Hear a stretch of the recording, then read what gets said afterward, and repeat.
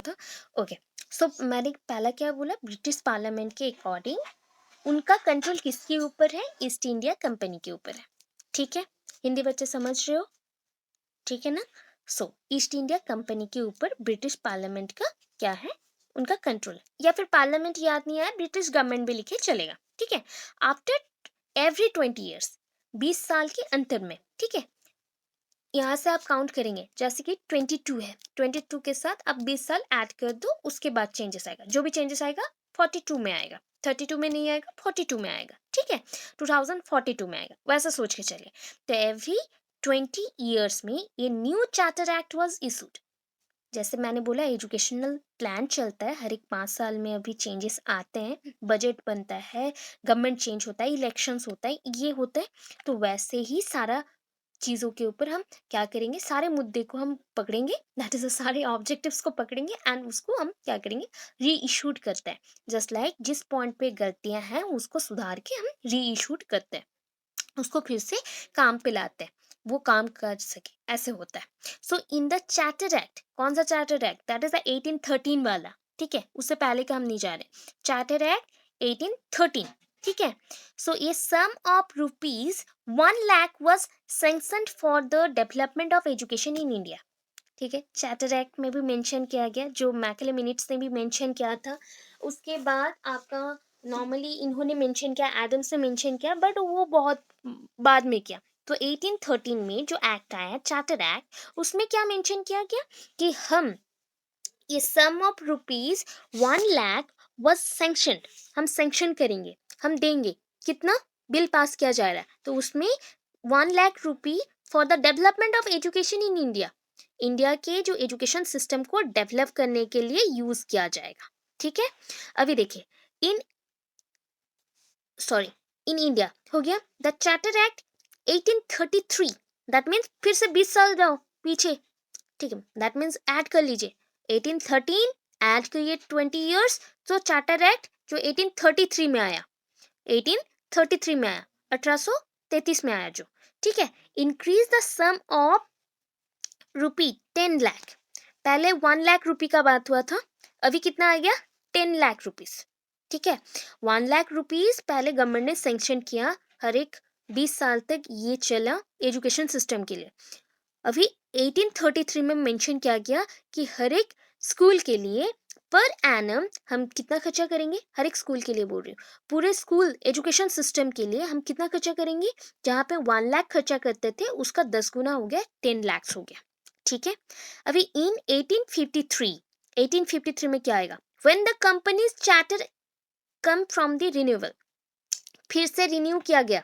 ठीक है, फिर से हमने रिन्यू किया गया, किसको, चार्टर एक्ट को। न्यू चार्टर एक्ट कब आया, 1853 में, क्योंकि देखिए अभी वो डिस्पैच आने वाला 1854 में। ठीक है, 1853 में मतलब 1833 प्लस 20 ईयर्स, तो उसके बाद आया 1853। ठीक है, when the companies charter come from the renewal, renewal होगा, रिन्यू किया गया, अगेन री इशूड हमने किया in the British parliament, British government में या ब्रिटिश के पार्लियामेंट में, the need for the permanent and comprehensive education policy for India was felt. उस टाइम में थिंक किया गया कि ये अगर पैसा ऐसे ही बढ़ते चले जाए, गवर्नमेंट के पास तो पैसा नहीं रहेगा, अगर हम लोग एजुकेशन सिस्टम के लिए, इंडिया के एजुकेशन सिस्टम के लिए हम हर साल कितना खर्च किए, 10 लाख रुपया खर्च कर रहे थे 1833 से, 1833 से, बट अभी अगर 1853 में और भी बढ़ गया तो प्रॉब्लम हो जाएगा। तो इसलिए ब्रिटिश गवर्नमेंट ने क्या किया, सोचा कि नहीं, अभी एक चीज का जरूरत है, कौन सा चीज का, नहीं, एक परमानेंट कोई एक सोल्यूशन चाहिए। ये जो मुद्दा चल रहा है, एजुकेशन सिस्टम को हम क्या करना चाहते हैं, चेंज करना चाहते हैं, बट कम पैसे में हो, उसके लिए रिजोल्यूशन आए। तो उस चीज के लिए ब्रिटिश पार्लियामेंट में सोचा गया कि ऐसा एक एजुकेशन सिस्टम आना चाहिए, निर्दिष्ट, कंप्रिहेंसिव, दैट इज अ निर्दिष्ट एजुकेशन सिस्टम आना चाहिए, पॉलिसी आना चाहिए, जहां पे इंडिया में सारा कुछ चेंजेस हम कर सके एजुकेशन में उसके थ्रू।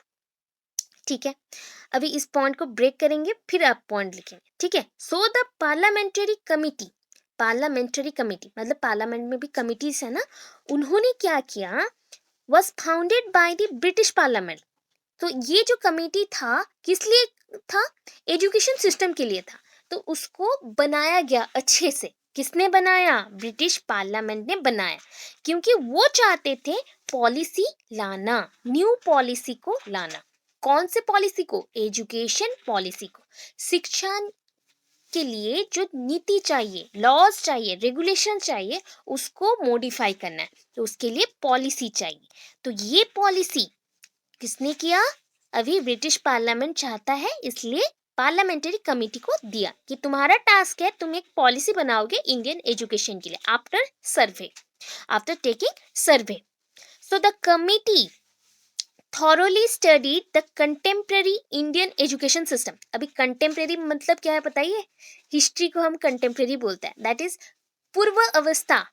इंडियन एजुकेशन में भारत की शिक्षा जो व्यवस्था था उसमें आप संपूर्ण मतलब total in total we learn all the major problems. Education system में कौन सा लेकिंग पॉइंट्स थे उसको हम लर्न किए। ठीक है, ऑब्जर्वेशन कर लिए। अभी इसके बाद हम क्या करेंगे कि एजुकेशन सिस्टम में जो सिस्टम पहले से था उसको कर लिए चेक। इसके बाद it also consulted Marshman, Wilson, Halliday. That is Halliday यहाँ पे कंप्लीटली मेंशन वैसे नहीं होता है, दैट इज हैलिड आप मेंशन कर सकते हो, बट हिंदी में मेंशन है हैलिडे, तो इसके लिए मैंने हैलिडे मेंशन किया। अदरवाइज इंग्लिश में बोलते हैं हैलिड। तो हैलिड, कैमेरॉन एंड डफ, okay, Duff, who had thorough knowledge about the Indian education and on its basis submitted its report to the British Parliament। तो ये जो कमिटी था ना, कमिटी में कौन कौन मेंबर थे फिर से देखिए, कौन कौन थे, कंसल्ट किया गया उनके साथ कि कमिटी के बारे में। ठीक है, कमिटी ने एजुकेशन सिस्टम के बारे में किसके साथ कंसल्ट किया, किसके साथ बातचीत किया, क्योंकि कमिटी में जितने मेंबर होंगे सब बातचीत करेंगे ना, तो मेंबर्स लोग एक के बाद एक ब्रिटिश पार्लियामेंट के साथ बात किया। मार्समैन, विल्सन, हैलेट, कैमरॉन, डफ। ठीक है, इन पांचों ने इंडियन एजुकेशन का जो रूप है, दैट मीन्स जो ऑब्जर्वेशन पॉइंट्स था, जो उसका शैडो था, उसको दिखाया कि ये चीज हो रहा है, एंड उसका एक रिपोर्ट बना के ब्रिटिश पार्लियामेंट को सबमिट किया। ठीक है, so a discussion took place on the report. उसी रिपोर्ट में सब कुछ बताया गया on the basis of its observation. मतलब ये कमिटी का जो ऑब्जर्वेशन था, एक एजुकेशन पॉलिसी जरूरत है इंडिया के लिए, हमारे इंडिया के लिए जरूरत था, and on it's basis an education policy for India was decide, not decide, यहाँ पे डिसाइडेड होगा, करेक्शन करिएगा, डी लगेगा एक, स्किप हो गया, was decided and added to the new charter of the company। उसको न्यू चार्टर एक्ट के तौर पे हम मानेंगे। ठीक है, the president of companies board of control. अभी जो कंपनीज बोर्ड ऑफ कंट्रोल में थे, उनका जो प्रेसिडेंट थे उन्होंने क्या बोला, उनका नाम क्या है देखिए, was सर चार्ल्स वुड। ठीक है, उनके रिपोर्ट को हमने डिस्पैच बोला, जैसे मैकले मिनट था, मिनट एक रिपोर्ट है, आदेश पत्र है या निर्देश पत्र है, जहाँ पे आदेशनामा भी बोल सकते हैं। जैसे आपने एडम्स रिपोर्ट बोला, यहाँ पे रिपोर्ट ही हमने मेंशन कर दिया उसके थॉट्स को, उसके रिपोर्ट को, तो वैसे ही हमने यहाँ पे मेंशन किया डिस्पैच। तो उस टाइम पे प्रेसिडेंट कौन थे? बोर्ड ऑफ कंट्रोल जो जैसे होता है ना, एमडी वगैरह होते हैं, या फिर एक डायरेक्टर होते हैं, वैसे ही ये थे उसके president, companies board of control के प्रेसिडेंट थे। ठीक है, सर चार्ल्स वुड। तो he decided to give education policy, new education policy. ठीक है, उन्होंने डिसाइड किया, तो उसके अकॉर्डिंग वो डिक्लेयर भी करेंगे, आफ्टर डिसाइडिंग वो डिक्लेयर करेंगे कि उन्होंने क्या निर्देश दिया या फिर आदेश दिया, सॉरी उसको निर्देश मत लिखिएगा, हिंदी में आदेश लिखिएगा। उन्होंने आदेश दिया कि एजुकेशन पॉलिसी को कब लाया जाएगा? जुलाई 19 1854 में, जुलाई 19 1854 में। ठीक है, सो सो इट देयरफॉर होगा, दो बार इट हो गया मेंशन, जहाँ पे थोड़ा सा रॉन्ग है, थोड़ा सा करेक्शन करना, एक आईटी मत लिखिएगा। तो it therefore on his name होगा, दैट इज हिड नेम हो गया, his name termed as Wood dispatch, उनके नाम के अनुसार हमने इसको क्या मेंशन किया, ऊड डिस्पैच। उनके रिपोर्ट को, उनके जो एजुकेशन पॉलिसी को हमने मेंशन किया, जिस रिपोर्ट में एजुकेशन पॉलिसी था उसको मेंशन किया ऊड डिस्पैच, उनके नाम के हिसाब से। तो this declaration is long inscription of 100 article, एक बहुत बड़ा किताब जैसा था, एक बहुत बड़ा आर्टिकल था जिसमें कि 100 आर्टिकल्स और भी थे। मतलब हम बहुत बड़े आर्टिकल्स में छोटे छोटे पार्ट्स जैसे कर देते हैं ना, वैसा ही है। यहाँ पे एक बड़ा सा किताब है, उसमें 100 आर्टिकल्स थे उनके ओनली रिपोर्ट के हिसाब से। सोचिए कितना बड़ा एजुकेशन पॉलिसी उन्होंने बनाया। Which describes the education policy and role of company in. So spelling थोड़ा सा करेक्शन करेगा, ई डबल था एंड हीज की जगह पे हीड हो गया, डी हो गया। सो करेक्शन कर लीजिएगा प्लीज, ठीक है। अभी देखिए 100 आर्टिकल्स हैं, तो उन्होंने क्या डिस्क्राइब किया कि एजुकेशन पॉलिसी क्या है इंडिया के लिए, and role of company, company का रोल उसमें क्या क्या है, ठीक है, वो सब उन्होंने मेंशन किया। तो नेक्स्ट चलते हैं आगे। तो इतना बड़ा चीज को उन्होंने लिख दिया, तो एम क्या था उनका, देखिए aim of Wood dispatch, Wood dispatch का एम क्या था। उस रिपोर्ट में, पॉलिसी में जो डिस्पैच था वुड का, सर चार्ल्स वुड का, तो उन्होंने क्या मेंशन किया, पहला mental development of Indian and to raise their intellectual standard. हमें किसको बढ़ावा देना है, पहले तो इंडिया के लोगों के जो मानसिक विकास है उसको बढ़ाना है, एंड उनका जो मानसिक विकास के साथ लॉजिकली जो थिंकिंग करना है, तर्क करना है, तर्क संबंधित जो हम तर्क करते हैं, वहाँ पे पॉइंट्स बताते हैं, लॉजिकली थिंक करते हैं, अपना तर्क लगा के वो सब करना है। तो उनका इंटेलेक्चुअल स्टैंडर्ड को इंक्रीज करना है। Okay. Number 2, to make the Indians aware of the western knowledge. फिर से आ गए मैकेले के साथ ही, जैसे थे वैसे टाइप के मैकेले के पॉइंट्स, जो जो था उनसे ये इन्फ्लुएंस है बहुत ज़्यादा। देखिए फिर से वेस्टर्न नॉलेज आया, साइंस एंड साइंस को इनकॉर्पोरेट करना है, वेस्टर्न नॉलेज को इनकॉर्पोरेट करना है, अवेयर करना है, लोगों को बताना है, लोगों में उसका ज्ञान होना चाहिए कि वेस्टर्न कल्चर एक्चुअली है क्या, साइंस है क्या। To promote their material prosperity, that means आपका जो चाहत है ना कोई भी वस्तु के लिए, उसको बढ़ाने के लिए ये चीज़ किया गया।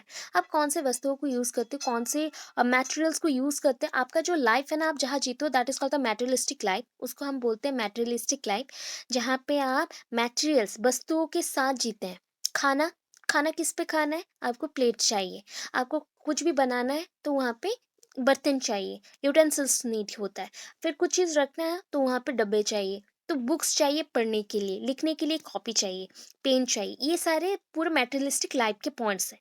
तो ये सारे क्यों यूज़ करना है, क्या होता है, उसको बदलना था उनको। तो वो चीज़ बताने के लिए उन्होंने एजुकेशन सिस्टम को ऐसे बनाया, साइंस और वेस्टर्न नॉलेज को वहाँ पे डाला। Next, to develop the character and morality of Indians. उन्होंने जो पहला चार्टर एक्ट सब था ना, उसको और ज़्यादा डेवलप किया, एंड लोगों का, जैसे कि भारत के लोगों का, इंडियंस का मोरलिटी को चेंज करने को चाहा कि मोरलिटी को आप क्या करो, चेंज करो, ऐसा परिवर्तन होना चाहिए। जैसे कि पहले चार्टर एक्ट के बाद हमने मेंशन किया था चार्टर एक्ट में कि इंडिया के लोग क्या होने चाहिए, बाय ब्लड ब्रिटिशर्स होने चाहिए, बाय ब्लड ब्रिटिशर्स होना चाहिए। तो सोच बदला मीन्स मोरल वैल्यूज भी बदलेंगे, भाव भी बदलेंगे। तो ये हुआ। To prepare able worker for the East India Company, वो बनाना चाहते थे कि इंडिया के लोग अगर पढ़े लिखे होंगे तो ईस्ट इंडिया कंपनी में वो वर्कर जैसा काम कर सकेंगे, वहाँ पे वर्कर, एज अ वर्कर वो काम कर सकेंगे। ठीक है, ये उनका एम था। ठीक है, नेक्स्ट देखिए, उस टाइम में उन एजुकेशन सिस्टम में उन्होंने जो करिकुलम को डाला, जो एक कार्य नीति होगा ना, एजुकेशन का नीति जो होगा, लॉ होगा, उसमें क्या क्या था, place to oriental language and literature. हमने प्लेस दिया, किसको दिया प्लेस, हमने एक स्थान दिया ओरिएंटल लैंग्वेज को, दैट मीन्स नेटिव लैंग्वेज को, फोक लैंग्वेज को हमने एक स्थान दिया। उसके साथ भारत के जो लिटरेचर है, संस्कृति है, उसको भी हमने यहाँ पे डाला कि ये भी एजुकेशन का एक पार्ट है। Special place to western knowledge and science, यहाँ पे मगर सबसे ज़्यादा हमने किसको वैल्यू दिया, special place to western knowledge and science, science को एवं विज्ञान को, उसके साथ वेस्टर्न जो नॉलेज है वेस्टर्न जो नॉलेज है मीन्स ब्रिटिश गवर्नमेंट का जो मेन मोटो था कि वेस्टर्न कल्चर को इनकॉर्पोरेट करना है, तो इसलिए वेस्टर्न नॉलेज को लेना है। Limited permission for religious education. Religious education आप ऐसे ले नहीं सकते, अगर लेना है तो उनके आदेशनामा के अनुसार, दैट मीन्स उनके इंस्ट्रक्शंस के अनुसार आपको लेना पड़ेगा। परमिशन उतना ही था, थोड़ा बहुत आप कर सकते हैं। इतना हो गया, ये उनका करिकुलम था। मीडियम ऑफ इंस्ट्रक्शन क्या था? मीडियम ऑफ इंस्ट्रक्शन इंग्लिश था प्लस वर्नाकुलर लैंग्वेज था। दैट मीन्स इंग्लिश में भी पढ़ाई करना है, प्लस आप अगर पढ़ नहीं पा रहे हो, कुछ जगह प्रॉब्लम हो रहा है तो समझना है, तो आप अपने नेटिव लैंग्वेज में भी समझ सकते हैं, फोक लैंग्वेज नेटिव लैंग्वेज में समझ सकते हैं। तो number one, native language and English to be the medium of primary education. Primary education के लिए ये मीडियम बनेगा।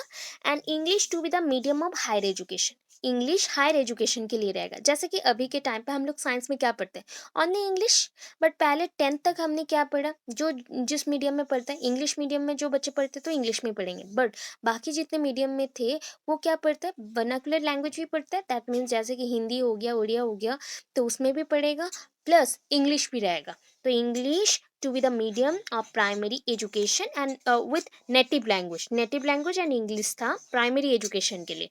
but higher education के लिए english to be the medium of higher education। english higher education के लिए था। सिर्फ इंग्लिश को पढ़ाया जाएगा, इंग्लिश को हम मीडियम ऑफ इंस्ट्रक्शन लेंगे, उसके थ्रू करेंगे। अभी एस्टैब्लिशमेंट ऑफ ग्रेडेड स्कूल्स। देखिए स्कूल्स को अभी डिवाइड करना स्टार्ट किया गया कि आप प्राइमरी स्कूल में हैं, then middle school, then high school, then college, then university. ठीक है। अभी प्राइमरी स्कूल आप जो प्राथमिक विद्यालय बोलते हो, प्राथमिक शिक्षा बोलते हो, जहाँ से लेते हैं वो प्राइमरी स्कूल। मिडिल मध्यम धरण का जो स्कूल रहता है, जहाँ पे आप जैसे कि प्राइमरी स्कूल प्राथमिक शिक्षा के बाद आप 6 7 8 ये जो हो गया। हाई स्कूल 8 9, 8 के बाद 9 10 हो गया। अभी उसके बाद कॉलेज, तो उस टाइम पे क्या था ना, 9 10 के साथ एक 11 क्लास भी ऐड होता था, तो वो इंक्लूड हो गया। अभी कॉलेज आएगा तो कौन सा आएगा, ग्रेजुएशन लेवल का आएगा, दैट इज +3 हो गया, हम जिसको अभी मेंशन करते हैं यूजी, वो हो गया। अभी यूनिवर्सिटी लेवल में जाएंगे, जहाँ पे हम जो एमए एमएससी एमकॉम जो भी पढ़ाई होता है वो सब रहेगा। अभी एक्सटेंशन ऑफ मास एजुकेशन। ठीक है, मास एजुकेशन को हम क्या करें, देखिए प्रमोट कैसे करेंगे। Downward filtration theory hereby stands rejected. हमने यहाँ पे ना डाउनवर्ड फिल्ट्रेशन थ्योरी किसका था, मैकलेमिनिट का था, उनको हमने रिजेक्ट कर दिया कि नहीं चलेगा। डाउनवर्ड फिल्ट्रेशन की थ्योरी ओनली हायर सोसाइटी के बच्चे पढ़ सकते हैं, बाकी नहीं पढ़ सकेंगे। सो एवरी क्लासेस के लिए क्या किया गया, अलाउ किया गया कि प्राइमरी एजुकेशन, कंपलसरी एजुकेशन सबको मिलेगा, but education will be made available not only for higher classes but for everyone. तो यहाँ पे उन्होंने बोला कि डाउनवर्ड फिल्ट्रेशन थ्योरी को तो हमने रिजेक्ट किया, बट यहाँ पे हमने क्या डाला कि दोनों टाइप के, मतलब हायर एजुकेशन और हायर क्लासेस जो हैं, जो पढ़ना चाहते हैं primary education plus university level सब कुछ पढ़ना चाहते हैं, जैसे वो लोग पढ़ेंगे, तो जो लोग नहीं पढ़ते थे पहले के टाइम पे, lower classes and middle classes, वो लोग भी पढ़ सकते हैं, वो लोग भी इंक्लूडेड हो सकते हैं। ठीक है, ये एवरीवन के लिए कंपलसरी नहीं है, बट एवरीवन के लिए सब पढ़ सकते हैं। The number of primary and secondary schools will be increased education. अभी अगर primary education and secondary education को नहीं बढ़ाया, देन स्कूल्स का नंबर नहीं बढ़ेगा एंड बच्चे पढ़ना जो चाहते हैं वो स्कूल्स नहीं आ पाएंगे। तो इसलिए number of primary and secondary, प्राथमिक विद्यालय और हम बोल सकते हैं जो आपका सेकेंडरी रहता है, तो ये हाई स्कूल के बाद ही आएगा secondary. That means high school में अगर आप जा रहे हो तो हम हायर सेकेंडरी मेंशन करते हैं, ये secondary higher secondary means 9 and 10th class plus higher secondary होता तो +2 आप मेंशन करते। तो ये सेकेंडरी स्कूल्स हाई स्कूल्स बोल सकते हैं, वो सब बनाएंगे। तो जितना नंबर्स पे ये स्कूल्स बढ़ेगा उतने ही बच्चे यहाँ पे आएंगे एंड एजुकेशन, शिक्षा बढ़ेगा। अच्छा, बच्चों को हम हेल्प करेंगे। अभी बच्चे जैसे स्कूल्स को आए, जो गरीब बच्चे हैं उनको हम हेल्प करेंगे, जो बहुत ही मेरिटोरियस है, दैट मीन्स टैलेंटेड बच्चा है, उनको हम हेल्प करेंगे किसके थ्रू, स्कॉलरशिप के थ्रू। ठीक है, एजुकेशन में जो अच्छा है या फिर जो गरीब है उनको हम स्कॉलरशिप देंगे। Then women education, women education में क्या करेंगे, girls school will be given special grants. अभी ना गर्ल्स अगर स्कूल आते हैं तो उनको भी स्कॉलरशिप मिलेगा, प्लस उनके स्कूल्स जैसे अच्छे से चले, उनको प्रॉपर केयर मिले, उसके लिए भी गवर्नमेंट कुछ अमाउंट का पैसा उनको हेल्प करेगा एवरी ईयर पर अनम। ठीक है, एवरी ईयर और हर साल कुछ देंगे। Individual help to women education will be increased. हम लोगों को हेल्प करेंगे कि जैसे सब लोग मान ले कि गर्ल्स को एजुकेशन मिलना चाहिए, वुमेन एजुकेशन होना चाहिए, तो उनको एनकरेज करेंगे। अभी देखिए training of the teacher, teacher training क्या होगा। Teacher training in India will be organised on the pattern of teacher training in England. जैसे इंग्लैंड में पढ़ाई होता है वहाँ पे ना बीएड या टीचर ट्रेनिंग बहुत पहले से था इंग्लैंड में। टीचर, क्योंकि वहाँ पे एजुकेशन बहुत ही मॉडिफाइड है, हाई लेवल का है, तो वैसे ही इंडिया में वो बनाना चाहते थे, इसलिए टीचर ट्रेनिंग यहाँ पे भी प्रॉपर वे से ऑर्गेनाइज्ड होने लगा। ठीक है, scholarship for the teacher during their training period will be organised. अभी के टाइम पे नहीं है, उस टाइम पे था। जो लोग बीएड करना चाहते थे या फिर टीचर ट्रेनिंग लेते थे उस टाइम में उनको पैसा दिया जाता था कि उस पीरियड में हम बोलते थे इसको इन सर्विस ट्रेनिंग। मतलब आपको काम मिल चुका है, आप जैसे ही ये टीचर ट्रेनिंग से निकलेंगे आपको एक स्कूल में जॉब मिल जाएगा, तो उस टाइम पे उनके घर को चलाना पड़ेगा ना, बिकॉज वो ट्रेनिंग में है, तो इसलिए कुछ पैसा उनको हेल्प किया जाता था, स्कॉलरशिप मिलता था। अभी grant in aid system, that means ये फाइनेंशियल हम हेल्प करेंगे स्कूल्स को। This report was declared that financial aid will be given to every educational institution. इस रिपोर्ट में बताया गया, डिक्लेयर किया गया, निर्देश के अनुसार, उनके निर्देश के अनुसार चल रहा है, तो उनके निर्देश के अनुसार ये आदेश दिया गया कि हम फाइनेंशियल मतलब पैसे का एक अर्थव्यवस्था हम करेंगे जिसके थ्रू क्या होगा, फाइनेंशियल सपोर्ट मिलेगा एवरी एजुकेशनल इंस्टीट्यूशंस को in respective of their religious denomination. That means जैसे कि वो स्कूल बंद ना हो जाए या उस स्कूल में बच्चे नहीं आ रहे, तो वहाँ पे जैसे डेवलपमेंट हो उसके लिए हम हर साल कुछ ना कुछ पैसा देंगे। Provision to sanction this grant on different subjects like building construction, science laboratory construction, scholarship and salaries to teacher. ये 4-5 पॉइंट्स हैं, एटसेट्रा मेंशन है। उसके बाद हम क्या कर रहे थे पहले के टाइम पे, जब मैकले थे, मैकले के अकॉर्डिंग 1 लाख रुपीज पूरे एजुकेशन सिस्टम में चलाया गया। फिर चार्टर एक्ट 1833 में हमने इसको 10 लाख बोला, 10 लाख पर अनम खर्चा किया गया। उसके बाद जो एडम्स रिपोर्ट था उसमें मेंशन किया 12 लाख पर अनम, हर साल हमने 12 लाख का एक रिपोर्ट बनाया। बट इसके बाद यहाँ पे मेंशन किया गया कि ऐसा नहीं, हम हर एक डिपार्टमेंट के लिए कुछ कुछ सब्जेक्ट, लाइक यहाँ पे सब्जेक्ट क्या मेंशन किया गया, जैसे बिल्डिंग बनाना है वो एक सब्जेक्ट है, उसके लिए हम इतना पैसा देंगे।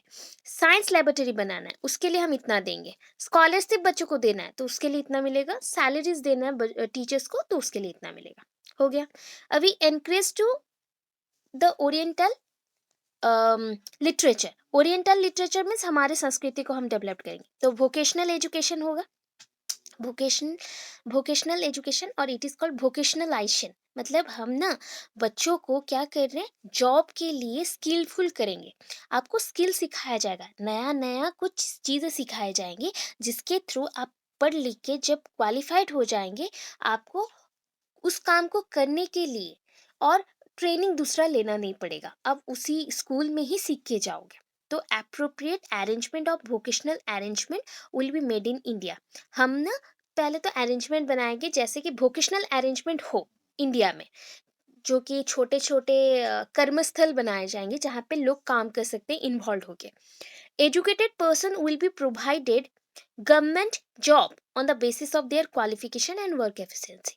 जो लोग पढ़े लिखे नहीं हैं वहाँ पे छोटे छोटे जगह पे जाएंगे काम करने के लिए, और जो लोग पढ़े लिखे हैं, बहुत पढ़े लिखे हैं, उनको उनके क्वालिफिकेशन अकॉर्डिंग एंड उनके जो काम करने का एफिशिएंसी है, मतलब क्षमता है, उसके हिसाब से जॉब मिलेगा, government job. Education of Muslims, तो special school will be open for the education of Muslim children लोगों के लिए अलग सा स्कूल खुलेगा, बिकॉज वहाँ पे दंगे बहुत थे। उस टाइम में भी प्रॉब्लम होता था मुस्लिम एंड हिंदू के अंदर, तो इसलिए उस टाइम में भी हमने क्या किया, मुस्लिम बच्चों के लिए अलग सा स्कूल खोला। Education and employment, Wood dispatch के अकॉर्डिंग, ये इसको क्या बोला जाता है पता है? स्पेलिंग रॉन्ग है, फिर से करेक्शन करना है, सो उसको थोड़ा सा मेंशन करिएगा। माग्ना कार्टा, दैट इज नॉट काटा, माग्ना कार्टा, कार्टा। वुड डिस्पैच को बोला जाता है माग्ना कार्टा ऑफ इंडियन एजुकेशन। हम बोल सकते हैं कि ये ना एक तरह का मतलब ऐसा कोर पॉइंट है जो कि इंडिया में बहुत कुछ चेंजेस ला सकता है, बहुत ही चेंजेस लाना चाहता था। हम बोल सकते हैं कि इसके ऊपर निर्भर करके ये हमारा फाउंडेशन है, ये एजुकेशन सिस्टम का फाउंडेशन है, नींव है, ठीक है। इसी के ऊपर हम इंडियन एजुकेशन खड़े हुए हैं, अभी उसी के ऊपर बना हुआ है। तो ये था माग्ना कार्टा, ठीक है। उसी के मेरिट्स एंड डिमेरिट्स यहाँ पे मेंशन करेंगे। हाँ बोलिए। हाँ बोलिए। अच्छा, मैग्ना कार्टा। यहाँ पे काट, हाँ, हाँ, बोलिए। बट हिंदी बुक में यहाँ पे एंड जो बुक मैं पकड़ी हूँ वहाँ पे काटा लिखा गया है, CARTA। करेक्शन करना पड़ेगा, रुके मैं और भी 2-3 जगह देखती हूँ, तो उसके बाद मेंशन करूँगी, ठीक है। बिकॉज़ यहाँ पे बुक में अलग कुछ मेंशन्ड है, तो उसके लिए चेक करना पड़ेगा कौन-सा वर्ड करेक्ट है। 2 बुक में CART मेंशन है, मेरे पास जो 2 बुक है, पुरानी बुक्स हैं, तो वहाँ पे CART मेंशन्ड है, ठीक है। तो माग्ना कार्टा मेंशन है। मैं अभी अगर चेक करती हूँ, रुकिए 1 सेकंड, मैं देखती हूँ कहाँ पे और कुछ गलत है क्या?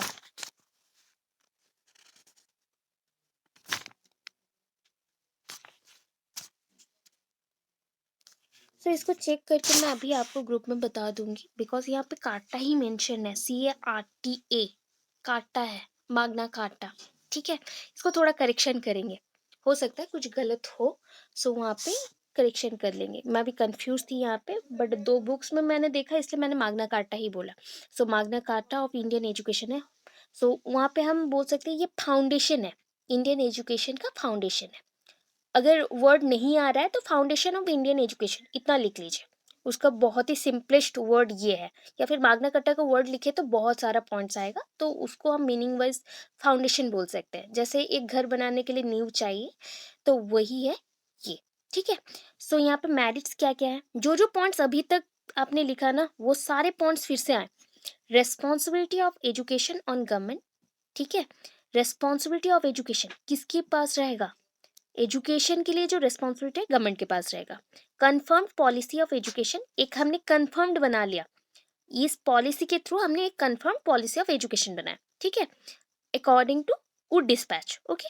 Number 3, establishment of education department, education department बनाया जाएगा इंस्पेक्शंस के लिए, एंड वर्क अच्छे से हो रहा है कि नहीं, कार्य अच्छे से हो रहा है कि नहीं, उसको देखने के लिए।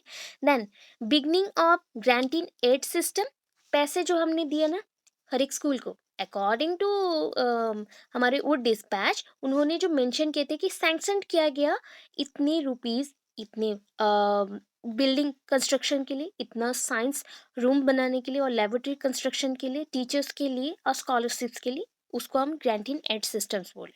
फाउंडेशन ऑफ ग्रेडेड इंस्टीट्यूशंस, जो हमने मेंशन किया, primary school, secondary school, high school, middle school, university, college, ऐसे मेंशन किया ना, ये सारे ग्रेडेड है, ये ग्रेडेड इंस्टीट्यूशंस बने। Organisation of education in psychological stages, हमने एजुकेशन को बच्चों के डेवलपमेंट के हिसाब से चलाया, बच्चों के मन के हिसाब से नहीं, बच्चों के जो मनोविज्ञान है, हम मनोविज्ञान को समझेंगे, उसके मन के जो ज्ञान है और मन का जो डेवलपमेंट हो रहा है, उसके हिसाब से हम देखेंगे, ठीक है। तो उसके हिसाब से एक छोटे बच्चे को हम हाई स्कूल में नहीं भेज सकते, उसको प्राथमिक स्कूल में ही भेजेंगे, that is the primary school. After that वो थोड़ा बड़ा होता है तो वो जाएगा मिडिल स्कूल, उसके बाद वो जाएगा हाई स्कूल, एंड उससे भी वो पार हो गया तो वो कॉलेज जाएगा, देन यूनिवर्सिटी जाएगा। ऐसे हम करेंगे डिफरेंट स्टेजेस के हिसाब से। इम्फेसिस ऑन वुमेन एजुकेशन, यहाँ पे वुमेन एजुकेशन हम गर्ल्स को एजुकेट कैसे करें उसके ऊपर भी हम काम करेंगे। Emphasis on Muslim education, Muslim education जैसे हो उसके लिए मुस्लिम स्कूल्स बनेंगे separate. Emphasis on vocational education, हम यहाँ पे लोगों को क्या दे रहे, एक कर्म क्षमता दे रहे, स्किल सिखा रहे कि उसके थ्रू वो अपना जीवन अच्छे से बिता सके, कोई काम करके पैसा कमा सके। अरेंजमेंट ऑफ टीचर एजुकेशन, अभी टीचर्स को ट्रेनिंग दिया जाएगा।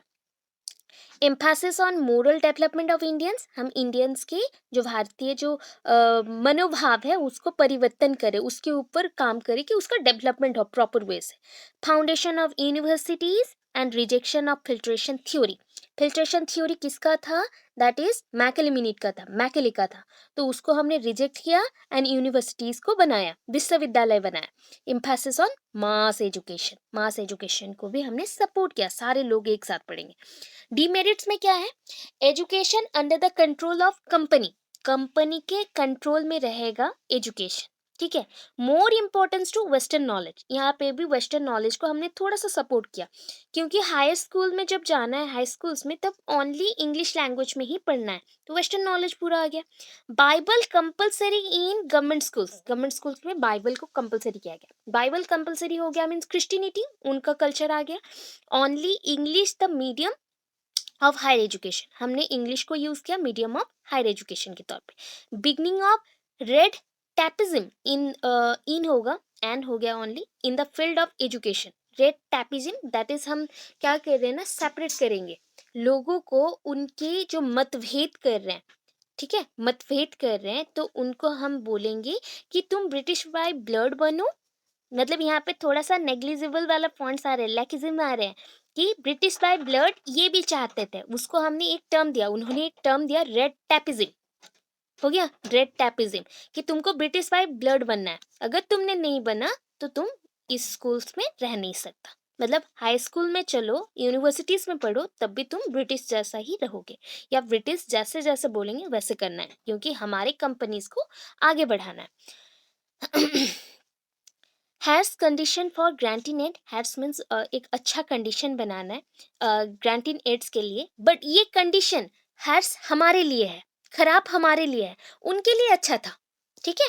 हमने बोला दो वे से, पहला है ये कंडीशन उनके लिए अच्छा था, किनके लिए, ब्रिटिश गवर्नमेंट के लिए, क्योंकि सारा कुछ तो किसके लिए था, ब्रिटिश गवर्नमेंट के डेवलपमेंट के लिए था। बट खराब किस में हुआ, हमारे ऊपर बहुत ही हर्डल्स आ गए, ऑब्स्टेकल्स आ गए, हमें बहुत प्रॉब्लम फेस करना पड़ा, ये चीज़ है, ठीक है। फिर नेक्स्ट आया knowledge of English compulsory in government job, government job करना है तो आपको इंग्लिश आना चाहिए, इंग्लिश में कम्युनिकेट करना चाहिए, एंड कंपलसरी नॉलेज होना चाहिए अबाउट इंग्लिश, ब्रिटिश कल्चर के ऊपर, ब्रिटिश नॉलेज के ऊपर, बाइबल के ऊपर। And last, freedom freedom of religious education in missionary schools, हम क्या कर सकते हैं, फ्रीडम ऑफ रिलीजियस एजुकेशन, हम मिशनरी स्कूल्स में अलग अलग रिलीजियन के ऊपर पढ़ाई करें तो क्या होगा, क्योंकि वो तो ये मेंशन किए कि सारे स्कूल में हमें बाइबल पढ़ना है, तो बाइबल भी हम पढ़ेंगे, उसके साथ हम दूसरे मतलब कल्चर के बारे में भी जानेंगे, तो ये थोड़ा सा डिफिकल्ट हो गया, क्योंकि बाइबल पढ़ना हमें बाउंड किया गया, एंड उसके साथ हमें फ्रीडम दिया गया कि रिलीजियस एजुकेशन हो सकता है, बट अपने कल्चर पे कम होगा, बाइबल के ऊपर ज़्यादा होगा, तो ये सारे प्रॉब्लम्स थे, ठीक है। इतना समझ आया, इतना में एंड हो गया, ठीक है, इतना समझ